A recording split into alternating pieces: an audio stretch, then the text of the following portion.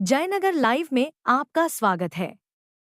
आगामी 28 जून को मधुबनी में राजद के प्रदेश अध्यक्ष मंगनीलाल मंडल का अभिनंदन समारोह कार्यक्रम की तैयारी को लेकर बैठक आयोजित। मधुबनी जिला के जयनगर के आईबी में राजद के प्रखंड अध्यक्ष अमित यादव की अध्यक्षता में 28 जून को मधुबनी में राजद के नवनिर्वाचित प्रदेश अध्यक्ष मंगनीलाल मंडल का अभिनंदन समारोह कार्यक्रम की तैयारी को लेकर बैठक आयोजित की गई। विभिन्न पदाधिकारियों एवं कार्यकर्ताओं ने इस बैठक में भाग लिया। मधुबनी में आयोजित कार्यक्रम को ऐतिहासिक व भव्य बनाने हेतु कई बिंदुओं पर चर्चा किया गया। वक्ताओं ने कहा कि आगामी 28 जून को मधुबनी में नवनिर्वाचित प्रदेश अध्यक्ष मंगनीलाल मंडल का अभिनंदन समारोह कार्यक्रम आयोजित की जाएगी। वक्ताओं ने लोगों से इस कार्यक्रम में अधिक से अधिक संख्या में भाग लेने के लिए अपील किया। साथ ही वक्ताओं ने बताया कि राजद गठबंधन की सरकार बिहार में बनने पर माई बहन मान योजना लागू की जाएगी, जिसके तहत राज्य की सभी माता व बहनों को 2,500 रुपये अकाउंट में दिए जाएंगे। परीक्षा में अभ्यर्थियों के आने जाने व ठहरने की व्यवस्था सरकार करेगी। वृद्धा, दिव्यांग, विधवा पेंशन को 400 रुपये से 1,500 रुपये किया जाएगा। 200 यूनिट बिजली मुफ्त दी जाएगी। इस मौके पर राजद के वरिष्ठ नेता प्रदीप प्रभाकर, ब्रज किशोर यादव, गंगा चौधरी, सचिन चौधरी, मोहम्मद जहांगीर हाशमी, रामदेव महरा, भोला यादव, मोहम्मद नौसाद, मणिक लाल यादव, रामावतार यादव, सूर्यनाथ यादव, सतेंद्र कुमार सहित अन्य मौजूद थे। श्री मंगनीलाल मंडल सर 28 तारीख को उनका मधुबनी आगमन हो रहा है। हम लोग जयनगर प्रखंड से उनका किस तरीके से स्वागत करेंगे, इसके समीक्षा के लिए आज हम लोग बैठक रखे थे। सभी साथियों ने मिलके हम लोगों ने निर्णय लिया है कि हम लोग भारी तादाद में यहाँ से श्री मंगनीलाल मंडल सर का स्वागत और अभिनंदन करने के लिए मधुबनी जाएंगे, जो रांची के विवाह भवन में होने वाला है। और ज़्यादा से ज़्यादा संख्या में हम लोग अति पिछड़ा समाज के लोगों में एक ऊर्जा आया है। श्री मंगनीलाल मंडल सर पूरे बिहार में, पूरे भारत वर्ष में सिर्फ राजद एक ऐसा पार्टी है जिसका प्रदेश अध्यक्ष अति पिछड़ा समाज से बनाया गया है। इसको देखते हुए अति पिछड़ा समाज में बहुत बड़ा उत्साह आया है, खुशी का माहौल है। सारा लोग मंगनीलाल मंडल सर का अभिनंदन करना चाहते हैं, स्वागत करना चाहते हैं। तो हम लोग भारी से भारी संख्या में उस कार्यक्रम में पहुंचेंगे। इसी संदर्भ में आज का मीटिंग रखा गया था। लगभग कितने लोगों के जाने की संभावना है जयनगर से? हमारे देखिए इसमें सक्रिय कार्यकर्ता और लोग को जाने की संभावना है। हर पंचायत से हम लोग टारगेट किए हैं कम से कम 100 आदमी हम लोग हर पंचायत से जाएं, और संख्या बढ़ सकती है। वहाँ हॉल का भी क्षमता हम देख लेंगे अभी, क्योंकि हॉल का भी उद्घाटन उसी दिन होना है।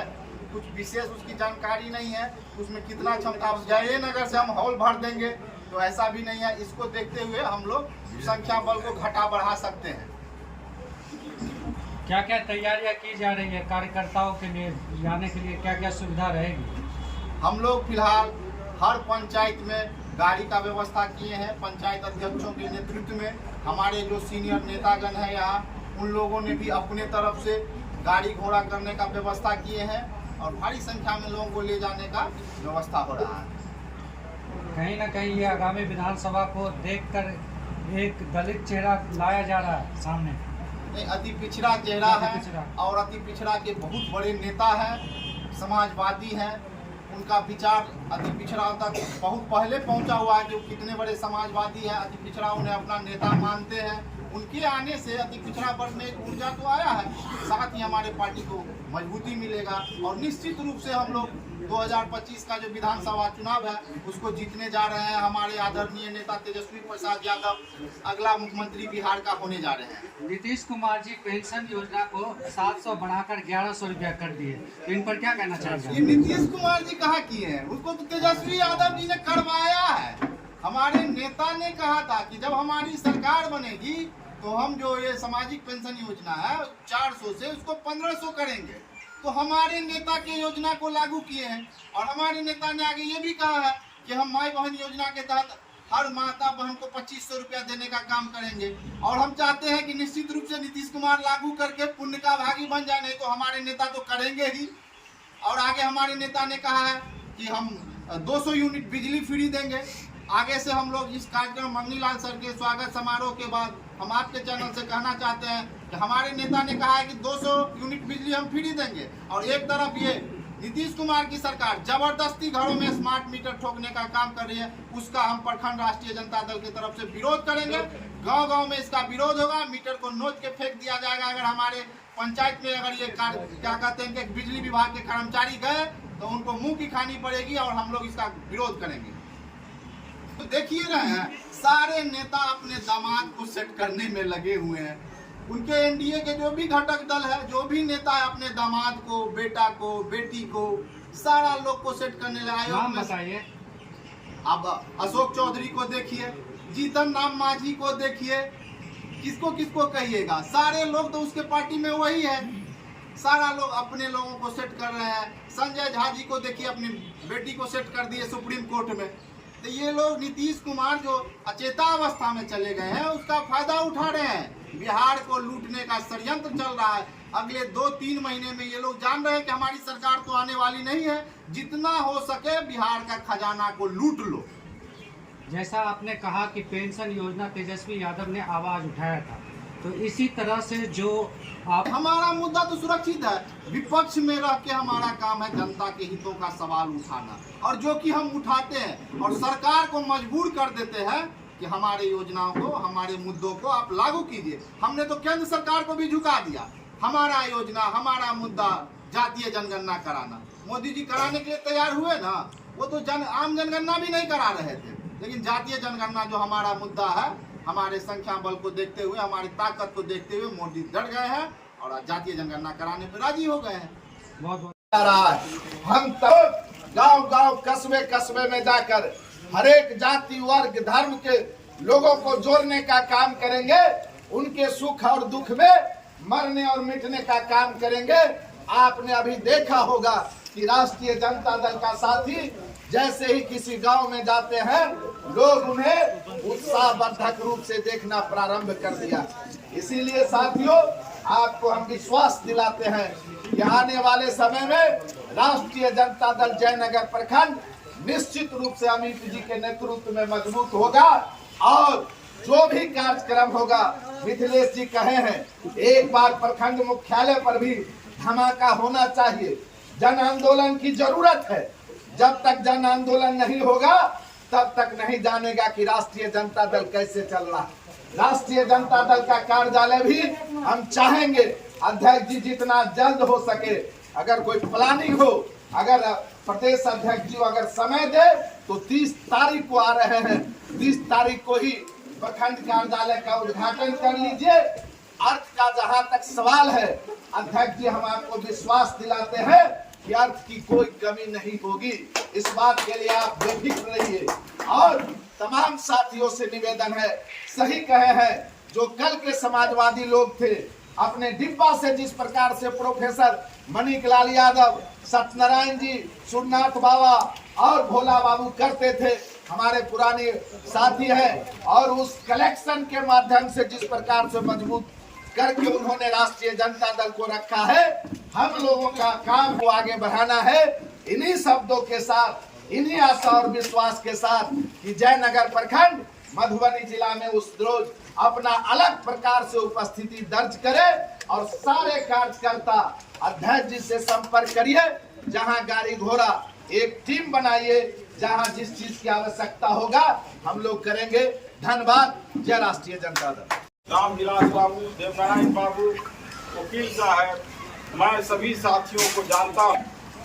सबसे बड़ी खुशी की बात है कि 28 तारीख को हमारे ही जिला को राष्ट्रीय जनता दल के द्वारा, जो पूरे बिहार में किसी भी पॉलिटिकल पार्टी के, बड़ी पार्टी के प्रदेश अध्यक्ष, किसी अति पिछड़ा जो हम लोग के नेता आदरणीय श्री मंगनीलाल मंडल जी को प्रदेश अध्यक्ष नियुक्त किए हैं। इसलिए बड़ी खुशी की बात है कि हम लोगों को 28 तारीख को यहाँ से तैयारी के साथ चलना है। माननीय मुखिया जी कह रहे थे कि 2 बस देंगे, बस से नहीं होगा मुखिया जी। हमारा राय है कि कम से कम 15 पंचायत है, 15 पंचायत अध्यक्ष है, सभी पंचायत में एक एक गाड़ी दे दे हम लोग 4 चक्का। चूंकि मधुबनी से जो दूरी है 3 किलोमीटर, वो जाने में परेशानी होगी।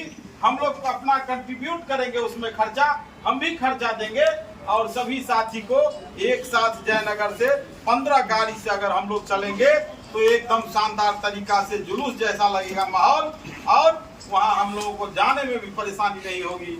इसलिए हमारा राय है कि प्रखंड अध्यक्ष जी, सभी पंचायत अध्यक्ष एक एक गाड़ी हम लोग दें और उसमें कहें कि सभी साथियों को सम्मानित करके उसमें चलिए, और खास करके प्रत्येक गाड़ी में 1 या 2 अति पिछड़ा समाज के लोग उसमें जरूर बैठना चाहिए, एक दलित जरूर बैठना चाहिए, और हम लोग ऐसे वातावरण बना करके चलें।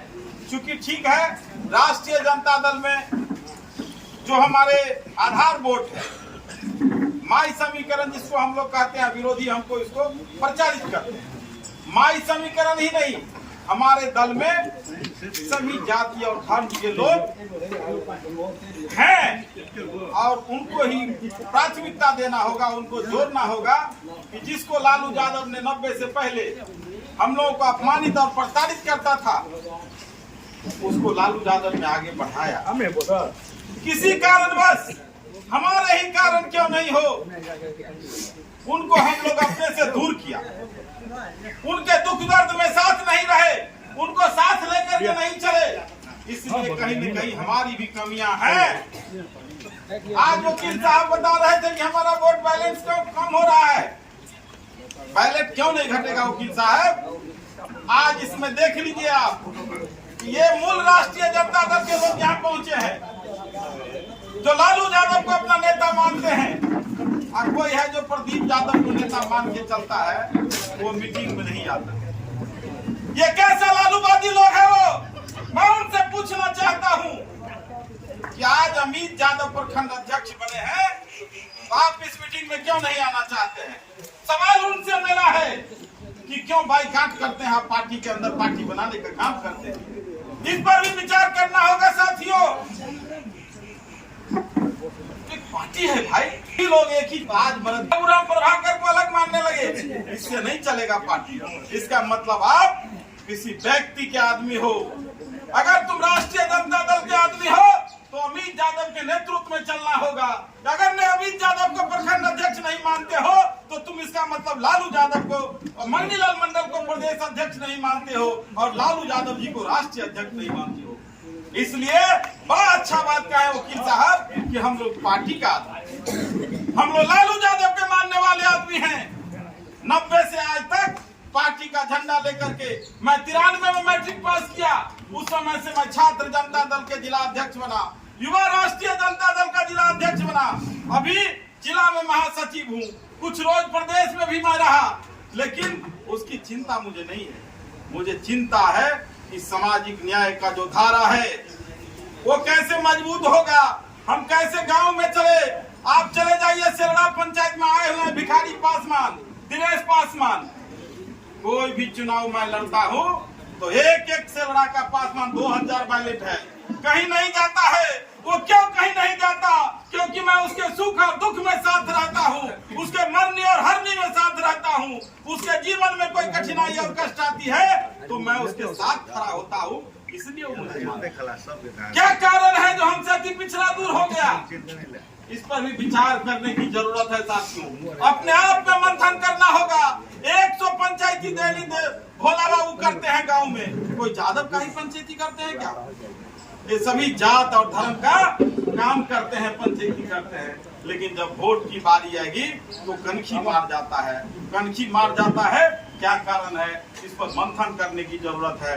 सही कहे हैं सभी साथी कि हम लोग गांव की ओर चलेंगे। हम लोग किए थे रमना मुसहरी में, रामदेव महाराज जी हमारे पार्टी के उपाध्यक्ष है, इनके नेतृत्व में कार्यक्रम हुआ था रमना में। सैकड़ों लोग, कोई जात धर्म नहीं, मुसहर राम कुशवाहा का बस्ती है जहां हमारा आधार वोट राष्ट्रीय जनता दल का एक भी नहीं है वहां। लेकिन ये रामदेव महाराज के नेतृत्व में वहाँ होता है हमारे पार्टी को 100 से 200 बैलेट हमारा आता है। हम उस गांव में गए, हम कार्यक्रम किए अमित जी के नेतृत्व में, इतना बढ़िया कार्यक्रम हुआ जो लोगों में उत्साह जगा है। हमको 10 वहाँ के राजेंद्र सिंह हैं, हमको फोन करते हैं कि फलाना सदाई को कष्ट है, इसका काम करवाइए। उसके काम के लिए हम मधुबनी गए, हम कराते हैं, हम कराएंगे, लेकिन सभी राष्ट्रीय जनता दल के सिपाहियों की जिम्मेदारी है कि हम कैसे उसको सुख दुख में रहें। हम सभी 15 पंचायत में कार्यक्रम लगाएंगे, 15 पंचायत में जाएंगे और दलित और महादलित के बस्ती, अति पिछड़ा बस्ती में कार्यक्रम लगाएंगे। देखिए राष्ट्रीय जनता दल अमित यादव